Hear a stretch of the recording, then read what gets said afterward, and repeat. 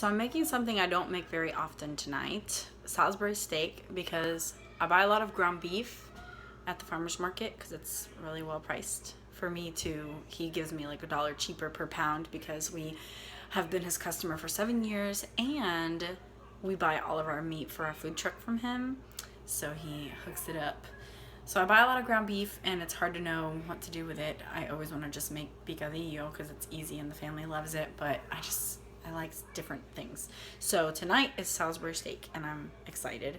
I wanted to make mashed potatoes, but my children are weirdos. They don't like mashed potatoes and they don't like macaroni and cheese or spaghetti. So yes, they're abnormal, but that's okay. When I make spaghetti and macaroni and cheese, I just eat the whole pot and I'm happy. So I'm making baked potatoes instead. And the way I make baked potatoes, so easy.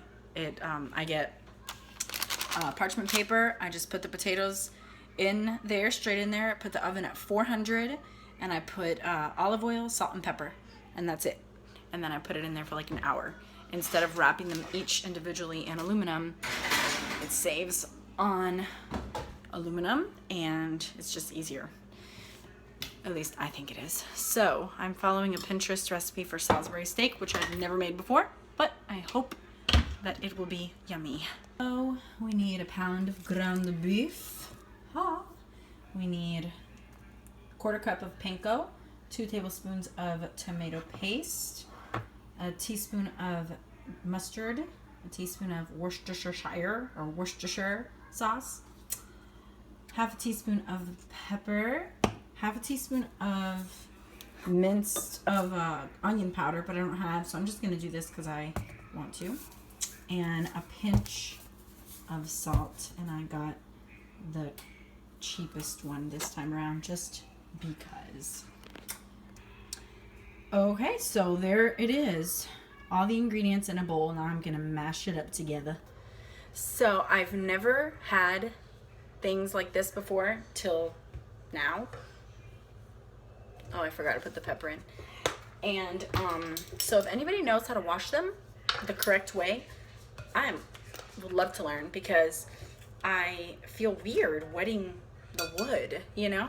I don't know, maybe that's not something I should worry about, but I just feel weird wetting the wood if I put it in a dishwasher or not, you know? But I just, honestly, I just think they're pretty, so I wanted some, and they were so cheap, so I got them. So I've been using them, and if there's something that you like to use them for, and stuff that you don't like to use them for, or if there's a supposed to use them for stuff, I would love to hear, because I don't know. We didn't grow up with these in my home, so I just feel like right now, okay, it's raw meat. Is it absorbing the blood and staying in the wood? When I wash it, will it get the blood of the meat out of the wood? I don't know. It's like a little freakish to me.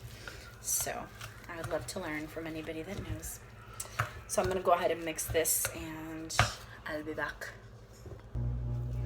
All right, it took forever to press the button. So I divided it in half and now in a quarter, and I'm gonna make 4 patties. Maybe not. Maybe I'm gonna make a little bit smaller for the boys and then Daddy can have a couple of larger ones. So I'm gonna make 4 small patties and 2 big patties. I don't know, I'll figure it out. So I'm gonna make like that big for the boys. And I'm just putting them straight into a pan because it's greasy. I don't need to put any oil in there. And I picked a deep pan like that so that I can make the gravy in it afterwards. And I went to the grocery store today and bought mushrooms, so this is working out very well. I'm gonna make like a mushroom gravy. Delicious. I love mushrooms. And thankfully, my boys do like mushrooms, so let's see if they like the sauce though. I'll probably use my bone broth instead of beef broth and mushrooms, and probably put onions in there because I just love onions. And I'll do asparagus or broccoli. I'll probably do broccoli and asparagus because my kids don't like asparagus, but I love it. And I'll make broccoli so that they can eat some vegetable. And my hands are nasty, so Let's see if I'm able to shut this off. So only 4 fit in here right now, but that's okay because once they're all cooked, I'll take them out and then make the gravy with all the yumminess that's left over from the cooked patties in the pan, and then put the patties back in the gravy and get them all nice and reheated.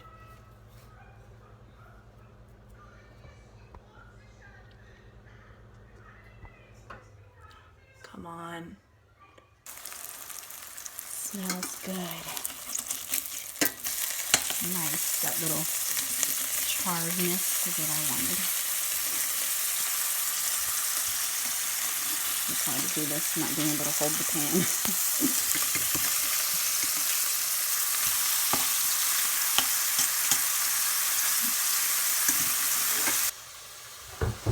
And now for the gravy. So I need bone broth, mushrooms,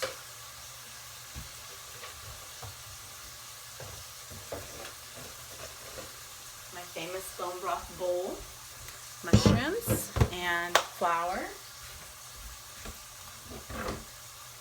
home milled soft winter wheat. If you don't have that, all-purpose is fine. They have a lot of unbleached, organic, all-purpose flours nowadays, so I don't know how good they actually are, but when I buy it, that's what I get. An onion. And I think that's all. That's all I need for gravy, right? Oh, butter, of course. How can you live without butter? That movie, Julia and Julie, or Julia and Julia, I love it. The thing I love about mushrooms too is that a little goes a long way if you slice them. So I'm just going to use 8 portobello mushrooms, baby bella mushrooms, and I still have more than half the pack left I can make other stuff with throughout the week. I don't like raw mushrooms though. It's funny. I only can eat them cooked. I don't like raw cauliflower either. But I'll eat raw broccoli, but it's not my favorite. But I love cooked broccoli. Oh my goodness. And I like raw onion, but not too much because it makes your breath stink. And it's too hard, too harsh also. Like it's too strong. If I have raw onion, I want like a tiny bit. I usually like cooked onion anytime. Love cooked onion. Oh, exciting news at my grocery store. At Walmart, they always had Goya products when I moved here 13 years ago, but they didn't at Kroger.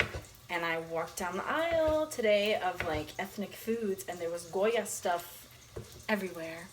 So I'm pretty happy because I don't buy Cuban crackers often, but from time to time we treat ourselves to some Cuban crackers, but we have to go to Walmart to get them. They're just so unhealthy, you know, processed, first of all.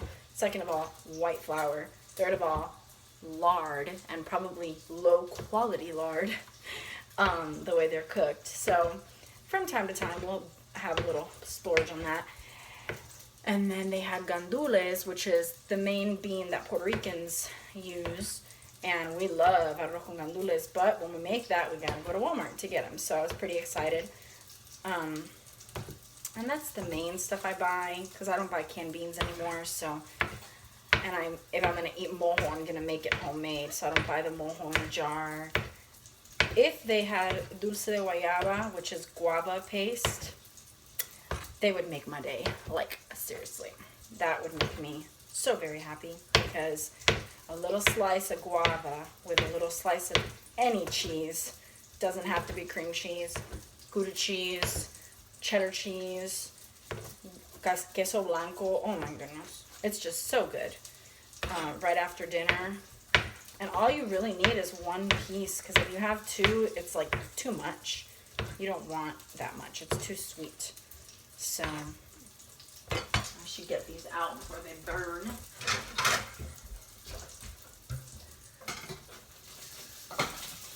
Hey, love. What are you doing? What's going on?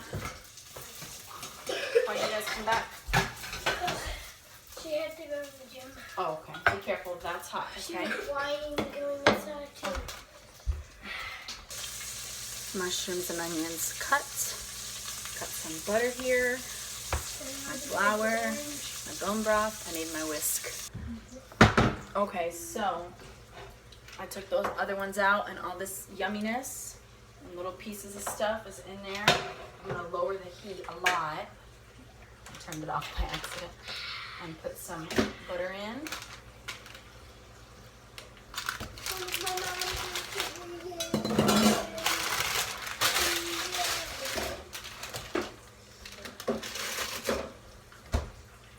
And some bone broth.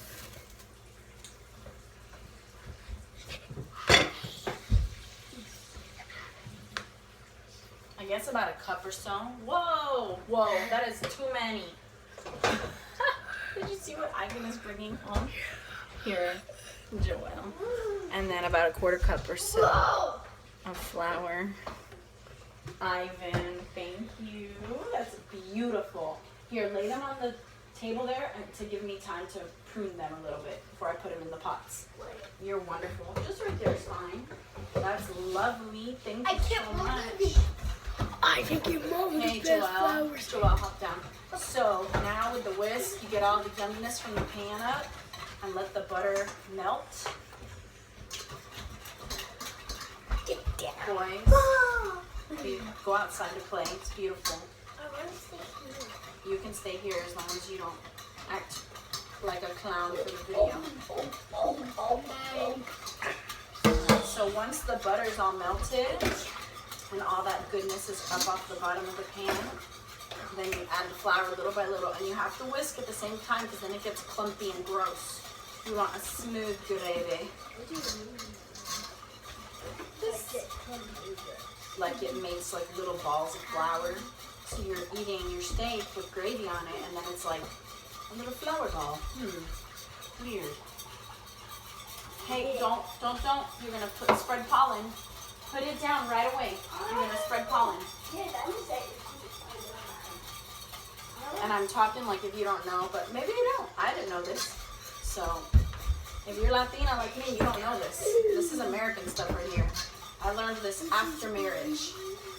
So the flour thickens up the gravy.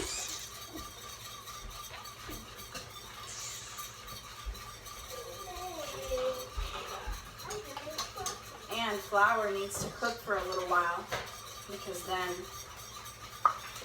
the flour taste gets cooked out. So it's nice and smooth. And I'll show you.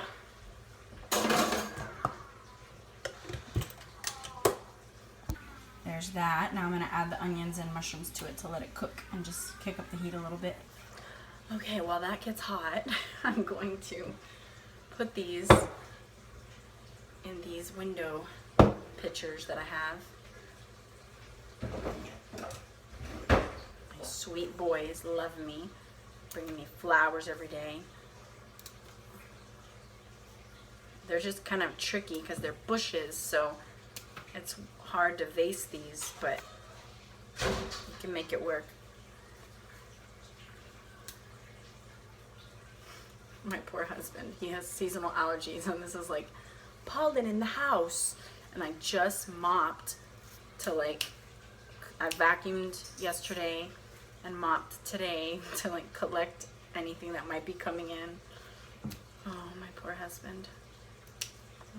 West Tennessee is not the place to live with bad seasonal allergies. I'll tell you that right now. It's crazy. Okay, that's as much as I can get. So, spring window. Okay, it's starting to thicken and looks so rich and brown and delicious. So I'm just gonna wait for the onions and mushrooms to be soft, and then I'll put the little patties back in there to get warm throughout. So far I've dirtied this pan and this plate. And the pan that the potatoes are on is lined with parchment, so that's clean. And I have to wash my knife and cut some asparagus and broccoli. I'm washing my whisk and the big bowl that I mixed the meat in. This is how I end cooking with a clean kitchen.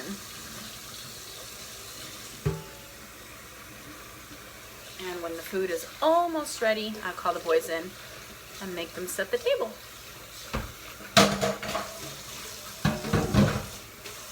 Not make them. Lovingly remind them, and they will lovingly and cheerfully do it, right? Sometimes it's like, oh, but you just make them do it. They have to help out. You're not the only one that needs to work, right? They're part of the family. They gotta work. So I need to buy a designated chicken bowl because I've been using this, but I love this and I want to use it for other things. But it was the smaller stainless steel bowl that I have, but that ended up just always staying outside. And so instead of bringing it in all the time and washing it and putting it up on the counter, I just leave that outside, fill that glass one up. It's in the fridge now because bugs are starting to come back, and it will attract gnats in the kitchen if I leave it out on the counter.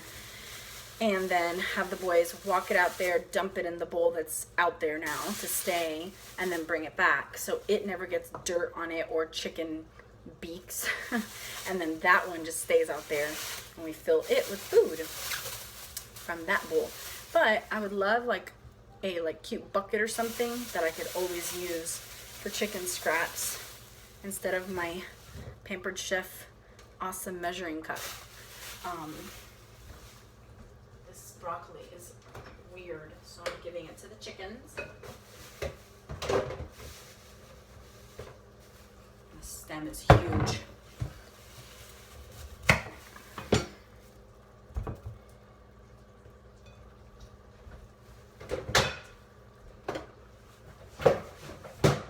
So, let me chop veggies. Those boys, man, they're climbing on the van, and they look to this window to see if I'm watching. What in the world? Like, kids, it's so crazy. Whoever thinks kids are innocent, man, they're wrong. They are in denial. Man, they are just like so funny. I've been listening a lot to Vodi Bakum lately. And it's been so encouraging to hear him talk about boys being harder than girls. And he would know. He has a lot of kids. And he says boys just, they don't get things as fast. And it feels like you say the same thing for years. And it's still like, what? What? Yeah. We've been talking about this since you were 3. Why is it still happening at almost 8, you know?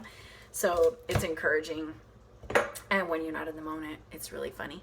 But, you know, and when you look at it like lightheartedly, because sure, I can dive into right now their depravity. They're sinning right now because they're disobeying me. They're on the van and they know they're not supposed to be, and they're looking at the window because they know they're doing something wrong. Yes, all of that is true, and trust me, they will be disciplined for it because they know they did wrong. They know I saw them, but on the behind the scenes, I'm over here laughing at what in the world is wrong with children. It's hilarious. So anyway, asparagus was on sale. Usually what, $5 or something? It was $2, so I got myself 2 bunches, and it has been such a treat because I love asparagus. So I've got a bunch of broccoli and a bunch of asparagus. Asparagus will be for me and Heck, and the boys, and I'll get broccoli too because I love broccoli.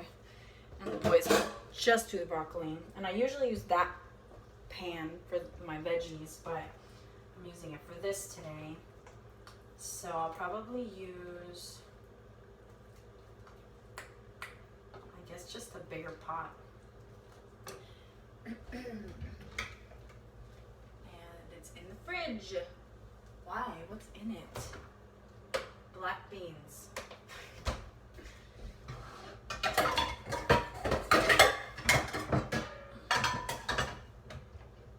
I'll just use this pan then.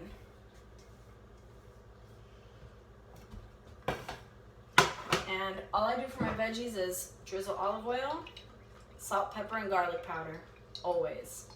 And everybody loves them. The boys say it's the best broccoli in the world, and I cover it so that it kind of like steams it.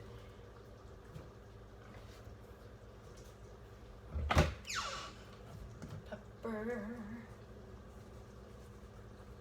And you never want to oversalt, especially broccoli, because it gets like stuck in the florets, and then one bite can be like misery for whoever gets that bite. It's nasty. I think the garlic powder is what makes it special.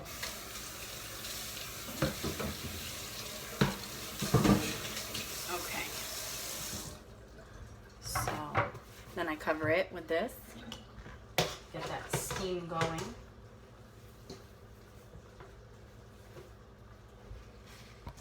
I just added the patties back into the pan, and now raise the heat up to maybe like 3 or 4 to make sure they get nice and warm throughout. And I think these 2 bigger ones probably need some extra cooking in the middle too. So this is my method. I may be like wrong, but it works for me. I just move it around and let it cover and stay there, and it like steams even though there's no water. Just the saute. It's not sauteed either, because as soon as it starts to get tender, I turn it off. So it has like, it's almost like a saute steam mixed together for this Saturday. So this is Saturday, looking Sunday. yummy. Saturday, Sunday? Yep. The day after tomorrow. Saturday. Alright, check it out. You ready? No, those nails. These nails probably Almost done. Let's use those nails. What do you want, girl? Look, baby. What is it? Don't touch it anymore because you're breaking I'm it. gonna have to get the broken meat. That's okay? fine, yeah. So this is done. I'm just keeping it warm while the potatoes cook. This is done. And the little toasty spots are the best. And I guess the potatoes will be done in like 20 to 30 minutes. So they got some time to work before dinner. And my sweet children, let's see how they set the table. They're amazing. Look at that. Big boys. Only my water's missing.